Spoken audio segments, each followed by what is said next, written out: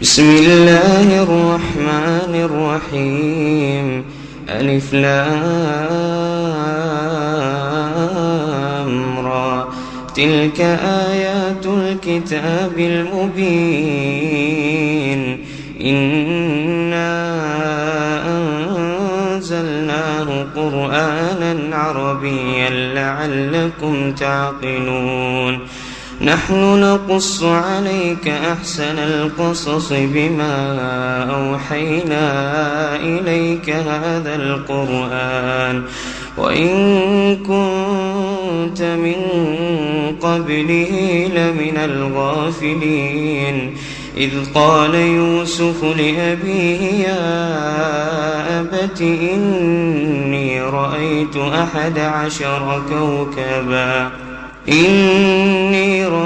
11 كوكبا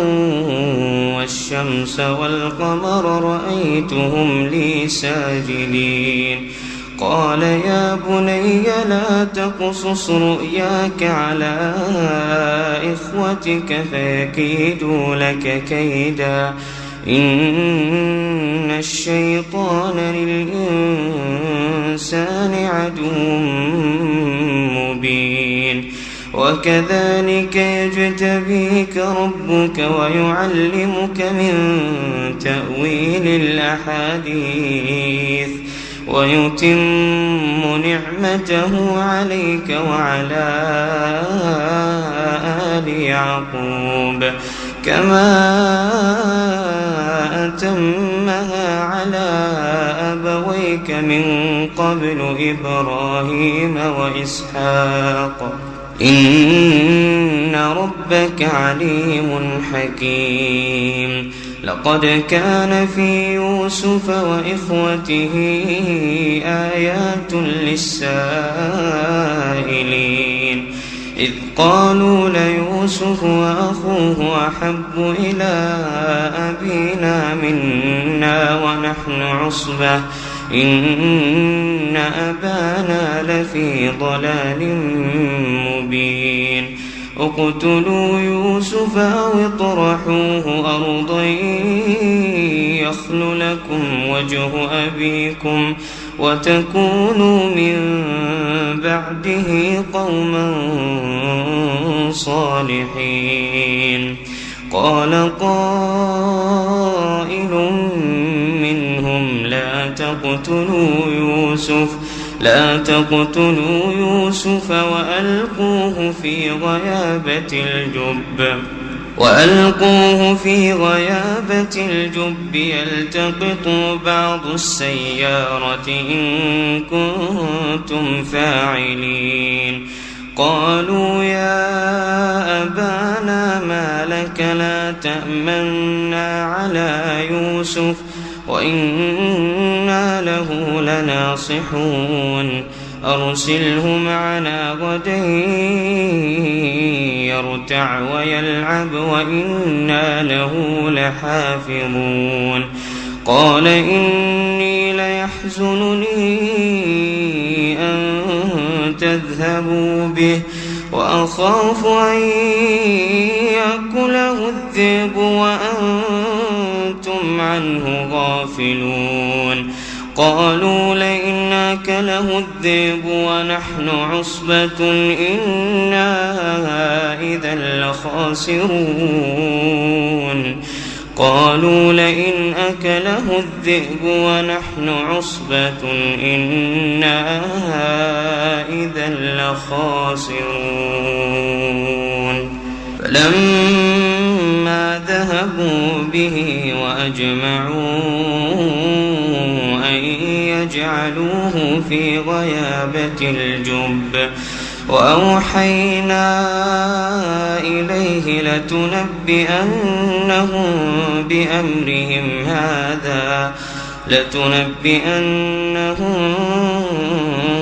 بأمرهم هذا وهم لا يشعرون. وجاءوا أباهم عشاء يبكون. قالوا يا أبانا إنا ذهبنا نستبق وتركنا يوسف عند متاعنا فأكله الذئب وما أنت بمؤمن لنا ولو كنا صادقين وجاءوا على قميصه بدم كذب قال بل سولت لكم أنفسكم أمرا فصبر جميل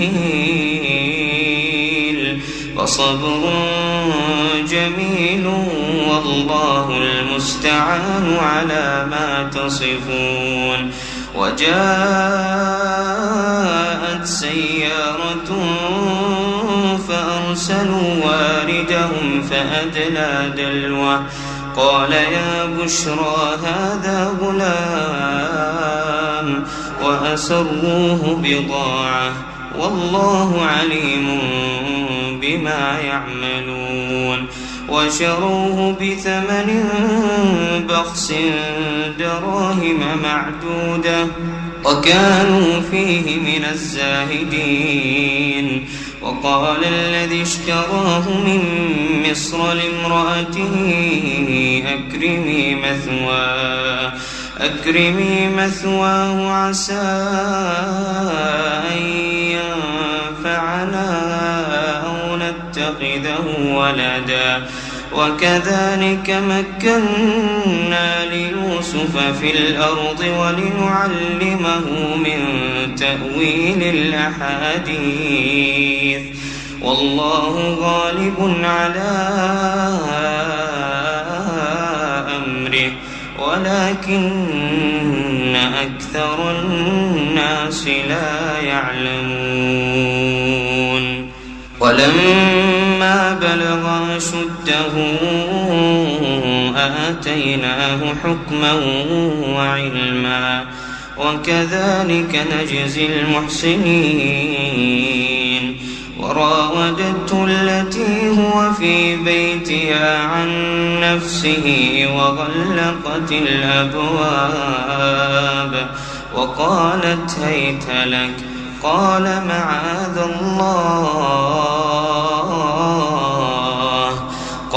معاذ الله إنه ربي أحسن مثواي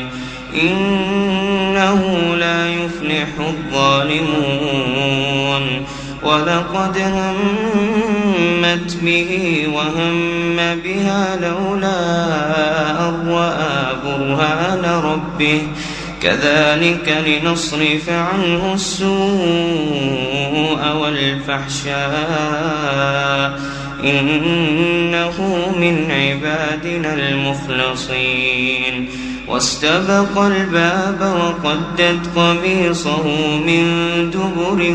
وألف يا سيدها لدى الباب قالت ما جزاء من أراد بأهلك سوءا إلا أن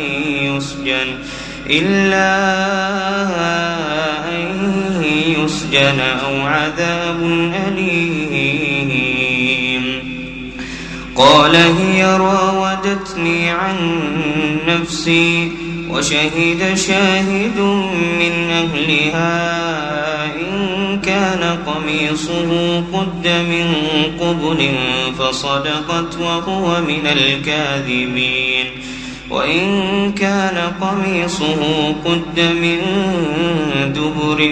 فكذبت وهو من الصادقين فلما رأى قميصه قد من دبر قال إنه من كيدكن إن كيدكن عظيم يوسف أعرض عن هذا واستغفري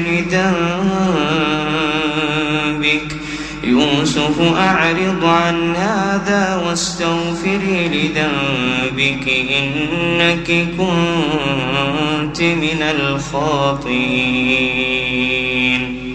وقال نسوة في المدينة امرأة العزيز تراود فتاها عن نفسه قد شغفها حبا إنا لنراها في ضلال مبين فلما سمعت بمكرهن أرسلت إليهن وأعتدت لهن متكئا وآتت كل واحدة منهن سكينا وقالت اخرج عليهن فلما رأينه أكبرنه وقطعن أيديهن وقلن حاش لله ما هذا بشرا إن هذا إلا ملك كريم قالت فذلكن الذي لمتنني فيه ولقد راودته عن نفسه فاستعصم ولئن لم يفعل ما آمره ليسجنن وليكونن من الصاغرين قال رب السجن أحب إلي مما يدعونني إليه وإلا تصرف عني كيدهن أصب إليهن وأكن من الجاهلين فاستجاب له ربه فصرف عنه كيدهن إنه هو السميع العليم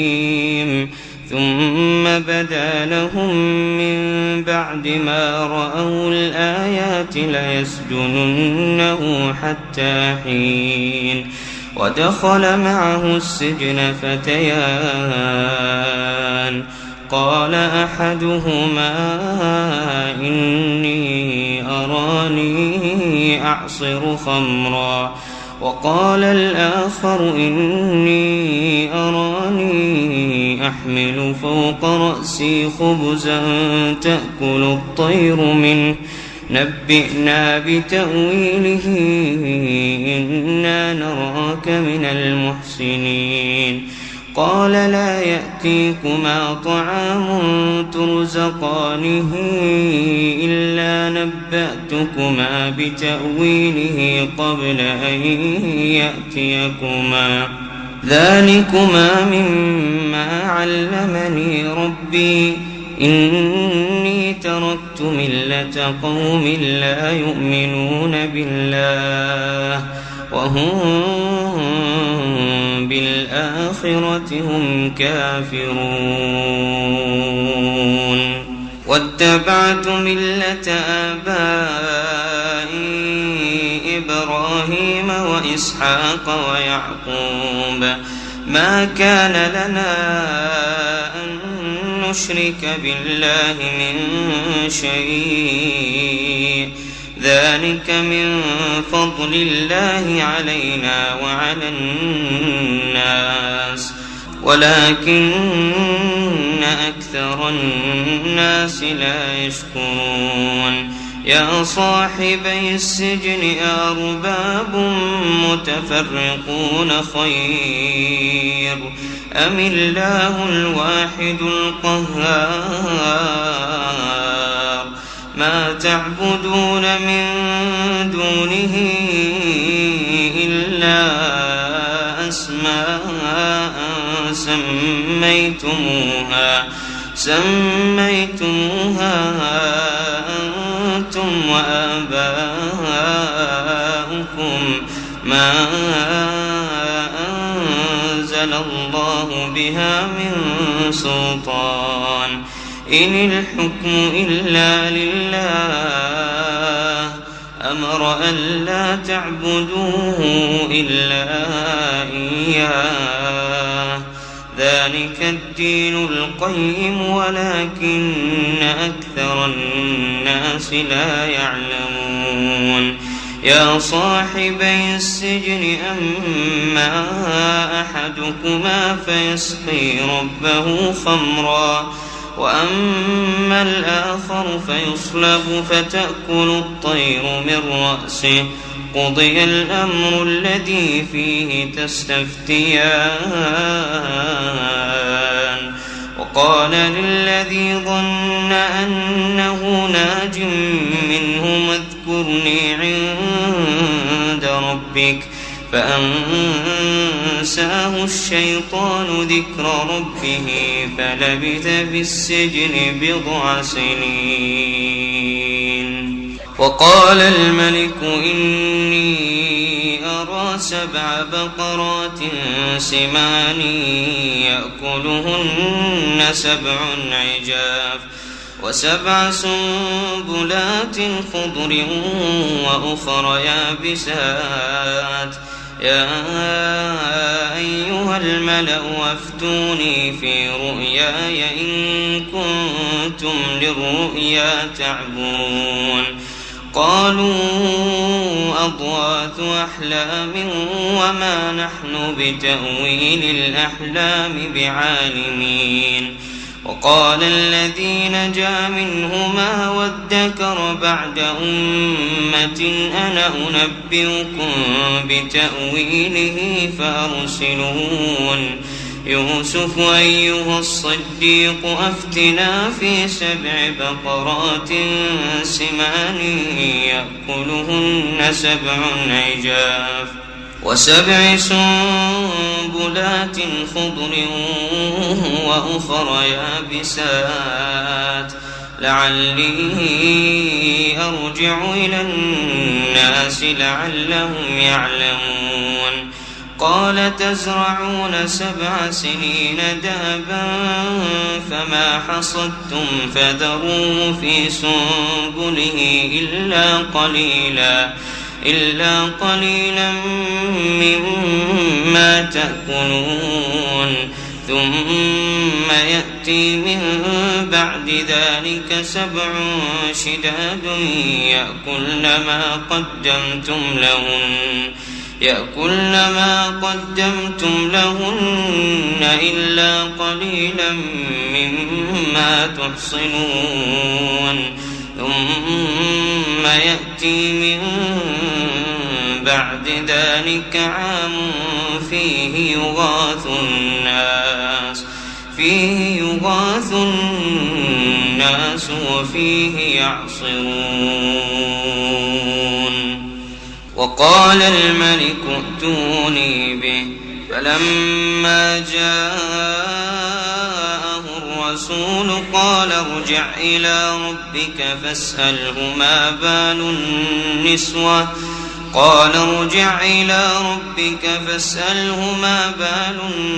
النسوة اللاتي قطعن أيديهن إن ربي بكيدهن عليم. قال ما خطبكن إذ راوتن يوسف عن نفسه قلنا حاش لله ما علمنا عليه من سوء. قالت امرأة العزيز الآن حصحص الحق وأنا راودته عن نفسه وإنه لمن الصادقين. ذلك ليعلم أني لم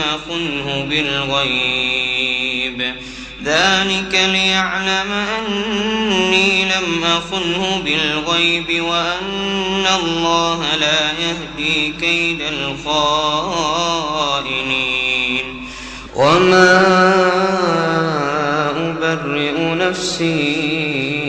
إن النفس لأمارة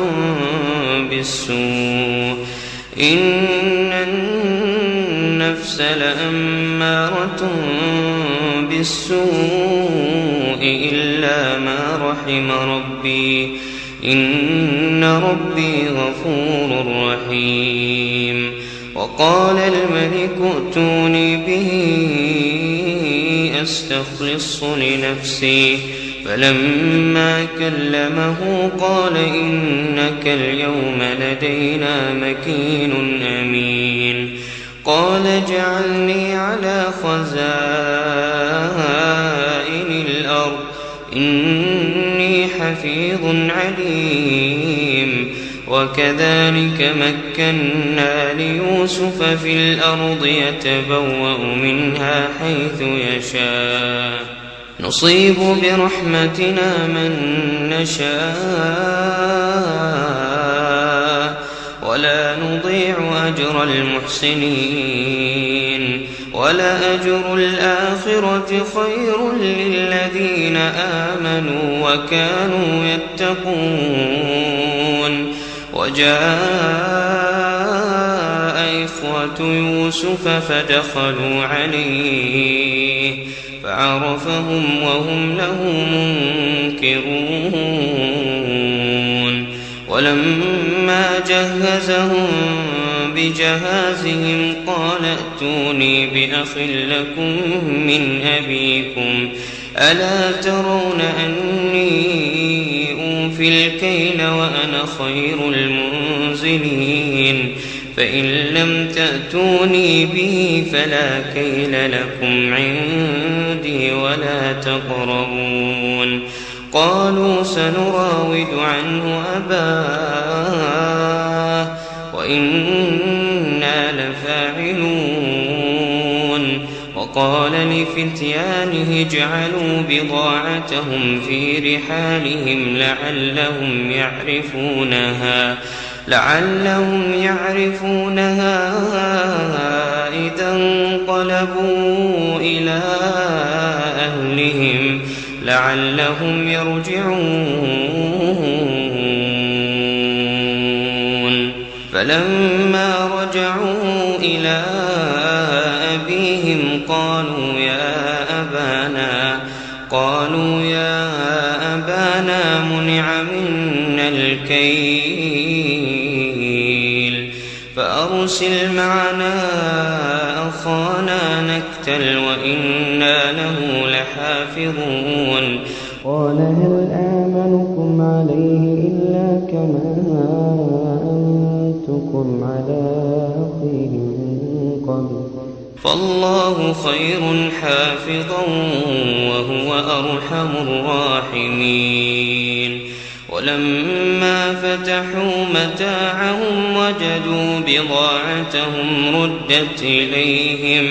قالوا يا أبانا ما نبغي هذه بضاعتنا ردت إلينا ونمير أهلنا ونحفظ أخانا ونزداد كيل بعير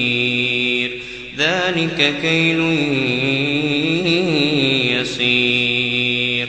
قال لن أرسله معكم حتى تؤتون موثقا من الله لتأتونني به إلا أن يحاط بكم فلما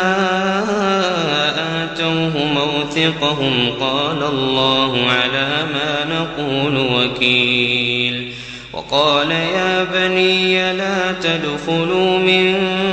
باب واحد وادخلوا من أبواب متفرقة وما أغني عنكم من الله من شيء إن الحكم إلا لله عليه توكلت وعليه فليتوكل المتوكلون ولما دخلوا من حيث أمرهم أبوهم ما كان يغني عنهم من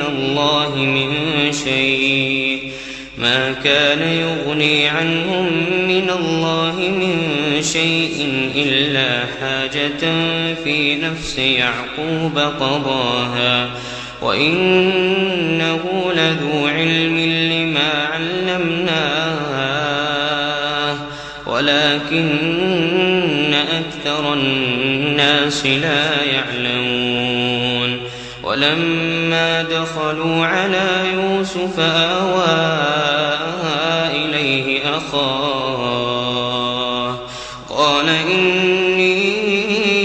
أنا أخوك فلا تبتئس بما كانوا يعملون فلما جهزهم بجهازهم جعل السقاية في رحل أخيه ثم أذن مؤذن أيتها العير إنكم لسارقون قالوا وأقبلوا عليهم ماذا تفقدون قالوا نفقد صواع الملك ولمن جاء به حمل بعير وأنا به زعيم قالوا تالله لقد علمتم ما جئنا لنفسد في الأرض وما كنا سارقين قالوا فما جزاؤه إن كنتم كاذبين قالوا جزاؤه من وجد في رحله فهو جزاؤه كذلك نجزي الظالمين فبدأ بأوعيتهم قبل وعاء أخيه ثم استخرجها من وعاء أخيه كذلك كدنا ليوسف ما كان ليأخذ أخاه في دين الملك إلا أن يشاء الله نرفع درجات من نشاء وفوق كل ذي علم عليم قالوا إن يسرق فقد سرق أخ له من قبل فأسرها يوسف في نفسه ولم يبدها لهم قال أنتم شر مكانا والله أعلم بما تصفون قالوا يا أيها العزيز إن له أبا شيخا كبيرا فخذ أحدنا مكانه إنا نراك من المحسنين قال معاذ الله أن نأخذ إلا من وجدنا متاعنا عنده إنا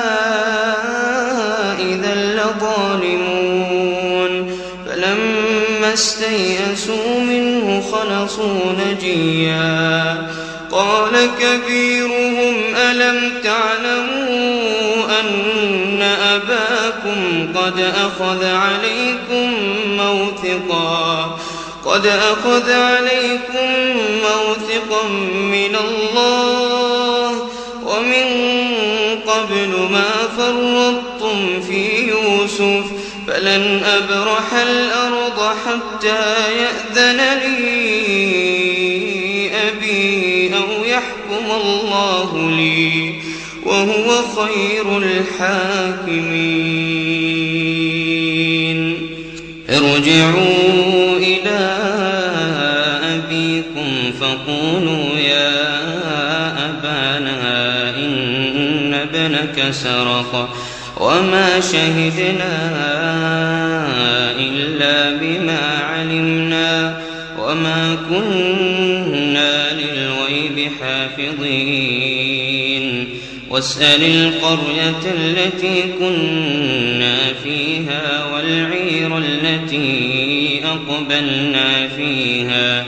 وإنا لصادقون قال بل سولت لكم أنفسكم أمرا فصبر جميل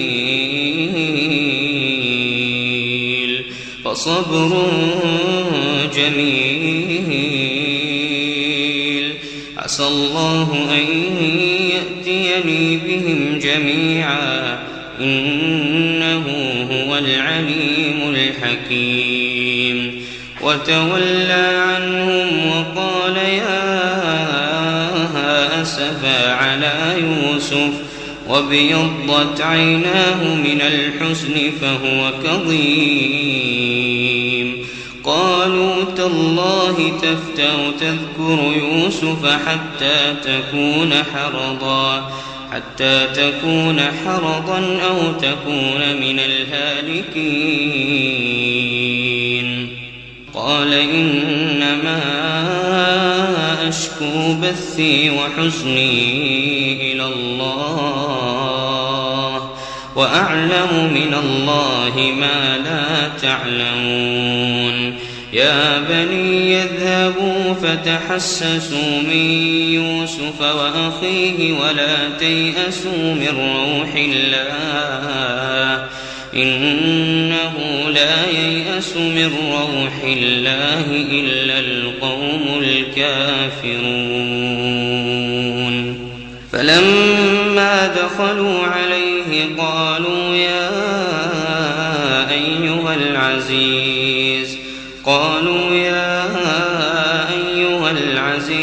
مسنا وأهلنا الضر وجئنا ببضاعة مزجاة فأوف لنا الكيل وتصدق علينا إن الله يجزي المتصدقين قال هل علمتم ما فعلتم بيوسف وأخيه إذ أنتم جاهلون قالوا أئنك لأنت يوسف قال أنا يوسف وهذا أخي قد من الله علينا إنه من يتق ويصبر فإن الله لا يضيع أجر المحسنين قالوا تالله لقد آثرك الله علينا وإن كنا لخاطئين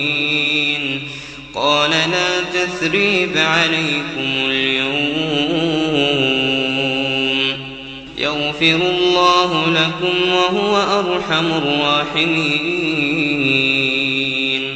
اذهبوا بقميصي هذا فألقوه على وجه أبي يأت بصيرا وأتوني بأهلكم أجمعين ولما فصلت العير قال أبوهم إني لأجد ريح يوسف لولا أن تفندون قالوا تالله إنك لفي ضلالك القديم فلما أن جاء البشير ألقاه على وجهه فارتد بصيرا قال ألم أقل لكم إني أعلم من الله ما لا تعلمون قالوا يا أبانا استغفر لنا ذنوبنا إنا كنا خاطئين قال سوف أستغفر لكم ربي إنه هو الغفور الرحيم فلما دخلوا على يوسف آوى إليه أبويه وقال ادخلوا مصر إن شاء الله آمنين ورفع أبويه على العرش وخروا له سجدا قال يا أبت هذا تأويل رؤياي من قبل قد جعلها ربي حقا وقد أحسن بي إذ أخرجني من السجن وجاء بكم من البدو من بعد أن نزغ الشيطان بيني وبين إخوتي إن ربي لطيف لما يشاء إنه هو العليم الحكيم رب قد آتيتني من الملك وعلمتني من تأويل الأحاديث فاطر السماوات والأرض أنت ولي في الدنيا والآخرة توفني مسلما وألحقني بالصالحين ذلك من أنباء الغيب نوحيه إليك وما كنت لديهم إذ أجمعوا أمرهم وهم يمكرون وما أكثر الناس ولو حرصت بمؤمنين وما تسألهم عليه من أجر إن هو إلا ذكر للعالمين وكأين من آية في السماوات والأرض يمرون عليها وهم عنها معرضون وما يؤمن أكثرهم بالله إلا وهم مشركون أفأمنوا أن تأتيهم غاشية من عذاب الله أو تأتيهم الساعة بغتة وهم لا يشعرون قل هذه سبيلي أدعو إلى الله على بصيرة أنا ومن اتبعن وسبحان الله وما أنا من المشركين وما أرسلنا من قبلك إلا رجالا نوحي إليهم من أهل القرى أفلم يسيروا في الأرض فينظروا كيف كان عاقبة الذين من قبلهم ولدار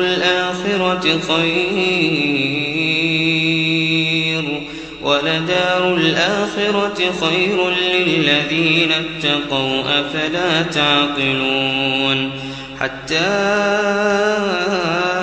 إذا استيأس الرسل وظنوا أنهم قد كذبوا جاءهم نصرنا فنجي من نشاء ولا يرد بأسنا عن القوم المجرمين لقد كان في قصصهم عبرة لأولي الألباب ما كان حديثا يفترى ولكن تصديق الذي بين يديه وتفصيل كل شيء وهدى ورحمة لقوم يؤمنون.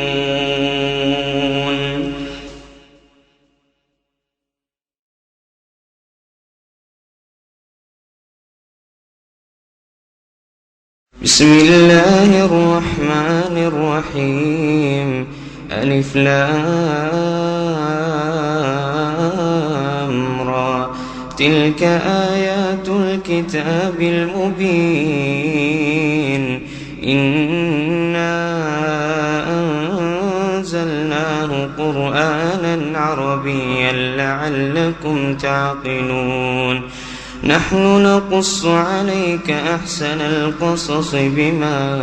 أوحينا إليك هذا القرآن وإن كنت من قبله لمن الغافلين إذ قال يوسف لأبيه يا أبت إني رأيت